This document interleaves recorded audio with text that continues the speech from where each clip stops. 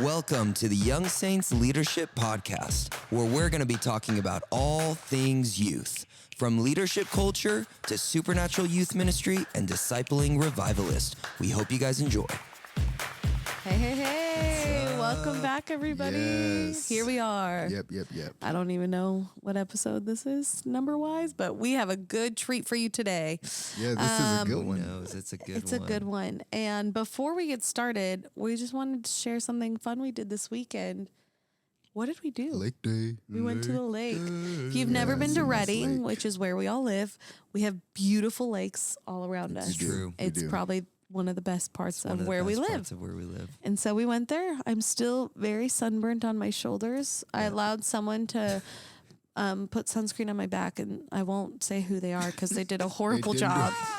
So I'm like, they did still, not do a good they job. did not. It's so funny. I mean, probably one of the worst I've had in years. I told Chantel she got sun slapped. Yeah, I think I did too. She got sun slapped. Yeah. I didn't even get any effect of the sun. I put so much Because you guys sunscreen stayed in on. the shade the We whole were in the shade. time. We were in the shade. I know I put sunscreen on and still sat in the shade Yeah. because I just Yeah. can't handle it. Yeah, you really can't. It was so nice. We was had nice. youth team, different ones came out. And it we was just hung warm, out but it wasn't nice. like blazing hot like it will be tomorrow. Yeah. That's true. We're about to enter into like Redding hundreds. summer. Redding Hundreds. summer is pretty rough. But anyway, degrees. that's what we good. did. If you ever come to Redding, go to the lakes. It's They're beautiful. beautiful. Now here's the thing. The lakes are freezing though. They are. They're cold. I didn't At the get in it. In the In the spring, middle of yeah. the summer, they it get feels better. In the nice. They get summer, better. it's nice. Or and it's in just the so hot you fall- need it. Yeah. And that's why Yeah. it feels nice. But That's we true. also went to Whiskey Town, which like drains from Trinity Lake, so it's like Well, it hasn't mountain. yet. Oh, it hasn't. No. Oh, it's just That's cold. why it's then. cold. It was so cold. It's like, just cold. I mean, it was. it's in the hurting my mountains. feet.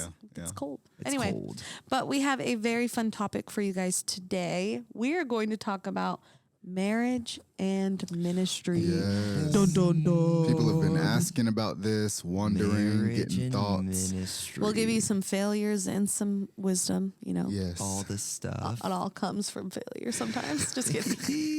It doesn't. But who wants to kick this off? We are going to first, I think one of the best ways to maintain a healthy marriage and ministry aspect is to have two powerful people. Two And what do we powerful mean by people. that? Having two Yes. powerful people in a marriage, Great. positioned in ministry. Maybe one is in ministry, one is not. How do you remain powerful? Who wants to go first? I'll go first. Obviously, me and Mari are married, That's so true. we are doing this right now, active. Yeah, I think that powerful people I was start. going to say, what are we doing right now? We're talking and doing ministry together. Just kidding. Being married. Being married. We're doing it. I think you have to. I think the first step is just discovering what does that mean as a word. Like, if you're a powerful person, what does that mean? Because if you don't understand what that means, it's like, how could you create two powerful people in ministry? And I think to define that phrase of like a powerful person, it's somebody that feels like they have a voice, they have an opinion, they can actually show up and affect how stuff is ran. Yeah. Meaning, so if I have two powerful people in our marriage, that means how our marriage functions has two voices speaking into it, and not one is more important than the other. And that both have to equally be heard, seen, valued, and you have to come to agreements collectively. And I think that's the start of this, because like, how do you have two powerful people in ministry? Well, you have to have two powerful people at home first. Yeah. It's true. And so if it doesn't start at home and at the beginning in your marriage, entering into ministry, whew, Yep. when everyone's else trying to take your power, everyone's like, let me have a piece of your schedule. You start surviving. Your time, your emotions, your intellect, all this stuff. Like, how much can I take of you? I mean, that's sometimes ministry is like, people are, you're helping people in need. And so you are fulfilling one's desires and needs. And you have to really be aware of like, oh man, I can lose my power very fast. And I want to say something on that, because when we got married, I'm not as dominating as Rory. I would, especially when we first got married. When we first got married, I was pretty passive. And I'm definitely more vocal now. But I think it's because you created a safe space for me to become. And I feel like in marriage, especially in regards to ministry, the first thing you want to do is make sure you create safety. So when your spouse comes to you, you are empowering their voice, kind of like what you're saying. But outside of ministry, outside of pressure of external things, but I have a place to tell you when I'm afraid. I have a place to tell you when I'm concerned, and it's accepted, it's embraced, it's listened to. So when you guys are in the heat of ministry, say, for example, with Rory and I, me as the wife, I was able to speak up when things got hard because the safety was built before things got hard. Right. And does that make sense? And I would say something too that is important on how do we figure out powerful people is we had to first know who we were outside of ministry. Yeah. And I think a lot of times when somebody has an identity in ministry, and this could be for any place, if you have an identity as a business person, if you have an identity as an athlete, if your identity is outside of Christ in any facet, when somebody comes and tells you that that thing is affecting them, if it's an identity, it becomes very personal and very attacking. And so all of a sudden when ministry, this is where a lot of people can get off in ministry, they give their whole selves to what they feel the Lord has called them to. But instead of it being an offering, it becomes an identity. Right. And ministry is always an offering. Right. So it means it's something I'm giving, but it's not me. It's something I'm giving. If it becomes me, any moment that Mari is saying, what you're doing is too much, or hey, this is affecting our marriage, or hey, we need to connect. Yeah. If it's an identity, I am freaking out, being attacked. And now I'm pulling the God card. I'm trying to fulfill the call of God, not realizing, no, that it's like still part of your calling. It's part of your calling to be married. Like actually, that's like the moment you say that, like that's one of the first callings. Like marriage is a representation of Christ in the church. You're like, whew. Yeah. Your marriage is your first ministry that you're actually learning how to steward, protect, and empower. That's so good. Yeah. And I think a big part of being powerful is life isn't happening to me. Yes. Like how I'm remaining powerful is, no, there's not things just happening to me that I have a choice. I get to voice that. I'm not, I'm not shutting down. I'm not being honest about how things are affecting me. Totally. We're actually having open conversation and communication about how we're doing while we're giving ourselves. Yes. And I think you said something, Mari, about creating safety. I remember early on hopping into ministry, being married. I didn't know how to create safety for Chantel. Totally. And so Chantel was freaking out when I was on the go because I was like, I'm flying and God is using me. And I'm just going and she's freaking out. Now, there was also codependency of like, hey, there's only so far that you can go before like I feel I'm in a hidden season, but you're in a season of being in the spotlight and not knowing how to navigate that. Yes. Which I think would lead to this next part is how do you navigate in ministry? It happens all the time where I feel like it's kind of rare when both are shining at the same time. Yeah. I mean, it happens, but I feel like we've gone through seasons where I'm shining and Rory feels hidden and it's been vice versa. You and Chantel have experienced the same thing, Dante. Yeah. Like, how did we navigate? Like, okay, it's my season of favor. I'm not going to get jealous. I'm not going to punish them for it, which is huge. Like, people can punish people because they feel insecure and feel left behind. Yeah. Like all those things. Like, how did you and Chantel navigate it? How did we navigate it? I would love to talk about experiencing seasons of favor in ministry when one feels hidden. I'll hit maybe a belief, and then you can share what you do it. Because if you have an understanding of marriage, you realize that the two become one, so you both win. Yep. And so if you have an understanding where you're still two separate people, and you haven't actually joined as one, it becomes very threatening when somebody is shining. When you realize you're a team and you're together and you're one, her win is my win is her win. Yes. You can tell very fast the belief, your core belief on marriage, and how much insecurity hits when your spouse gets favor and starts shining. If you're going, oh my gosh, this is so exciting, because when you win, we all win. Right.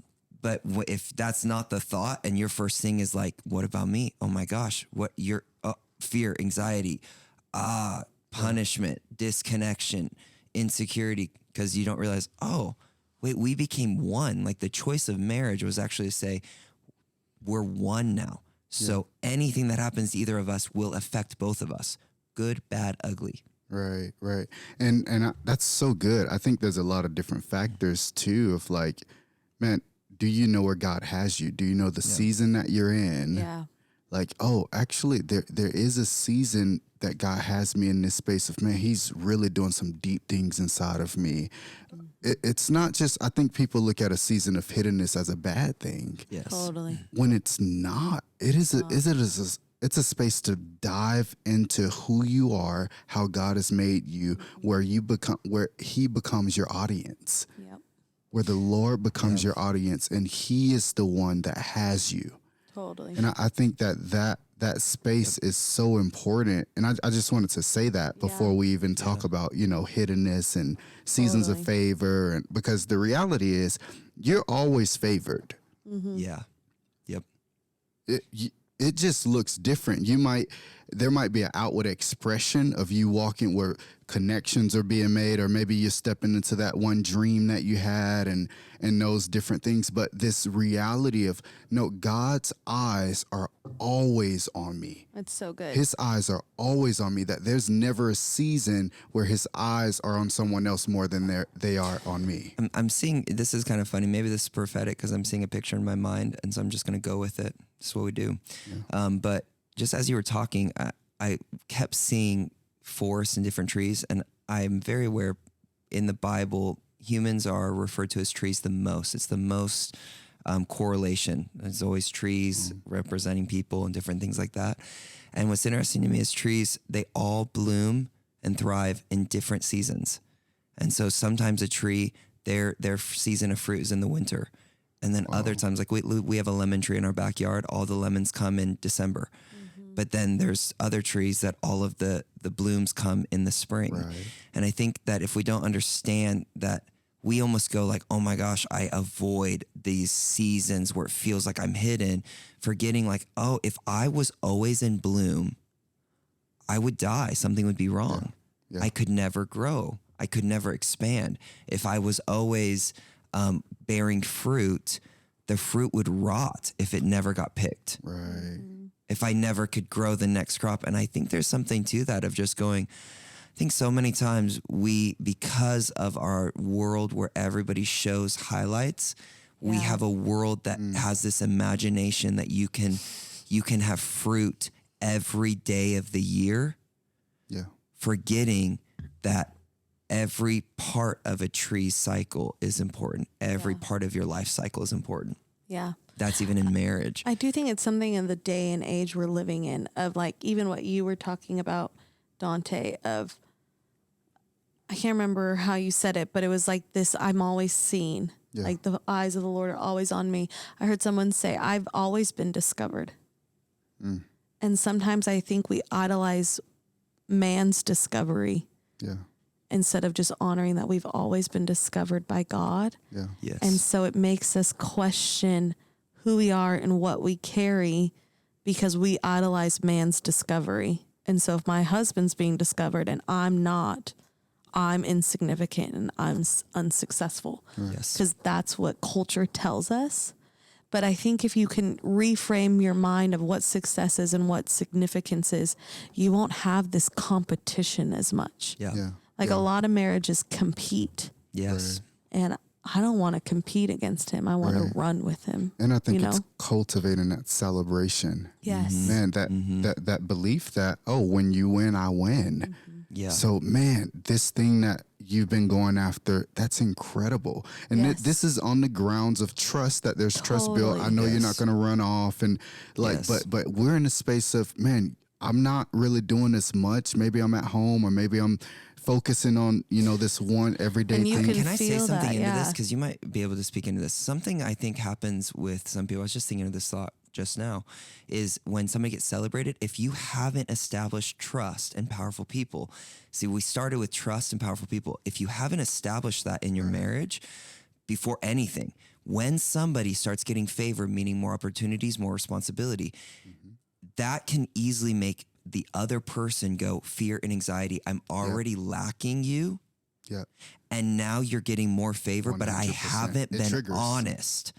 I haven't been honest with how I'm already feeling, but now that you're getting favor, the pressure is too much. I now can't handle it. So now I'm going to react and gonna actually pull down the season of favor that you're supposed to be in because I didn't do the work I was supposed to do, which meant, and so if you're in that space, like, I mean, we've all felt it, like you will notice if your spouse starts getting favor and you start resenting it, getting frustrated or angry and can't figure out why, you need to ask yourself, have I not been honest with how I've been feeling about our marriage and connection up to this point?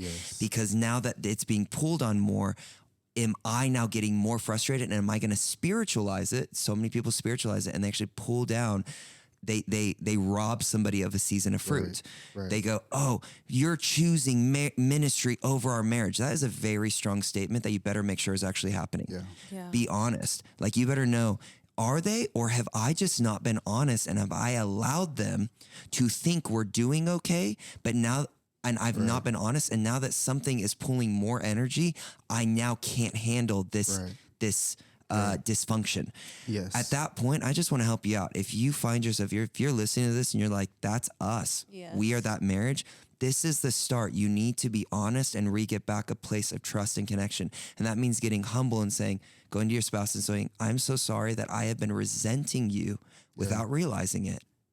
That I've actually held a disconnection against you and I've not been honest with what I need. I've been too scared to be honest. And so this isn't on you. You think we're doing good and you think that you saying yes to all this stuff is amazing, but I'm not doing good and I haven't been honest. So that's on me. Totally. And now your spouse needs to then meet you and go, oh my gosh, let's fix this. Because again, what's the most important thing? Marriage. Your marriage is the most important thing.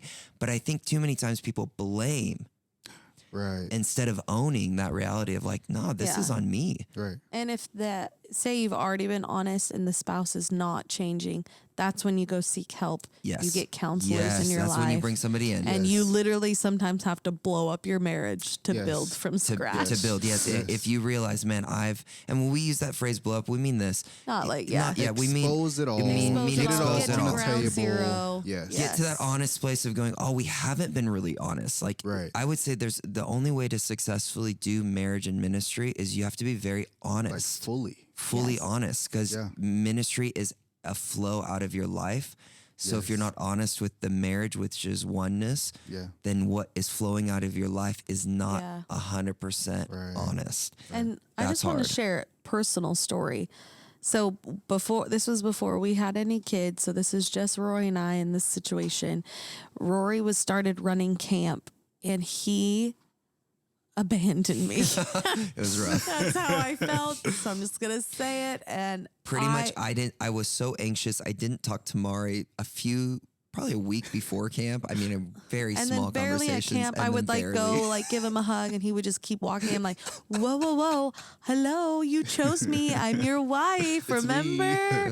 This ring meant something, I thought, And so I was very gracious in the week. I did say like, hey, I miss you. Like, what's going on? You're like, I gotta get through this week. I gotta get through this week. And so I let him get through this stressful moment because we already had enough trust and equity built. I was okay. I didn't need him to survive. We weren't codependent at that time.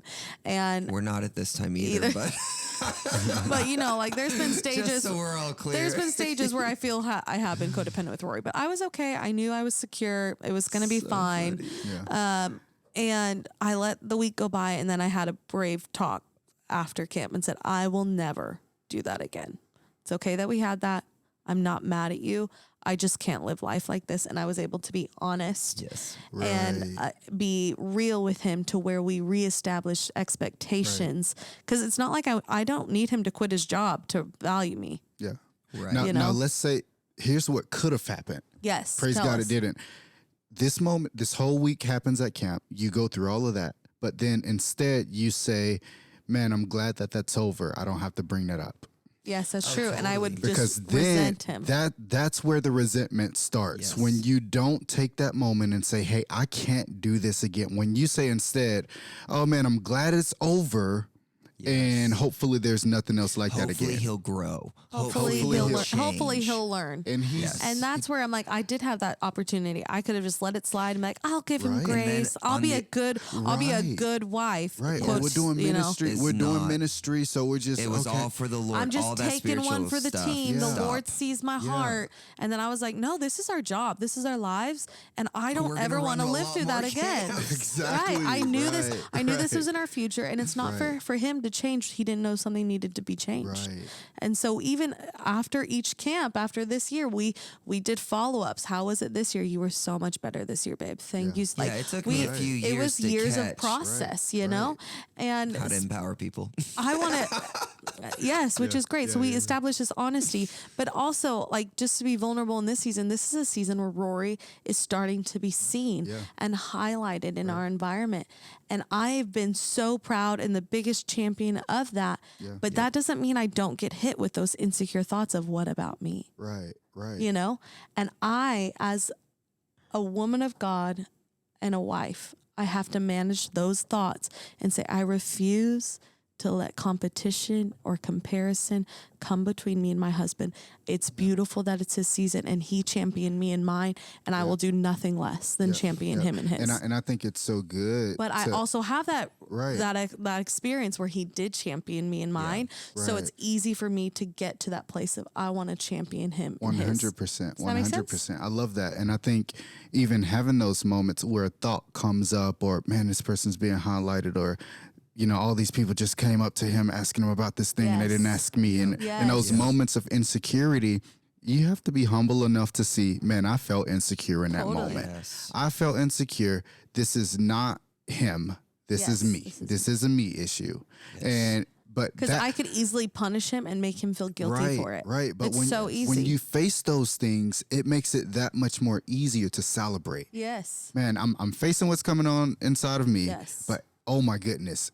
Fly, keep going. Like, this is amazing. We've been waiting for this for years. Go, baby, go. Yes. I'll figure out me. It's not your problem. Right. I'm a big person. I got my big girl pants on. I love it. You can fly as high as you want. I want to talk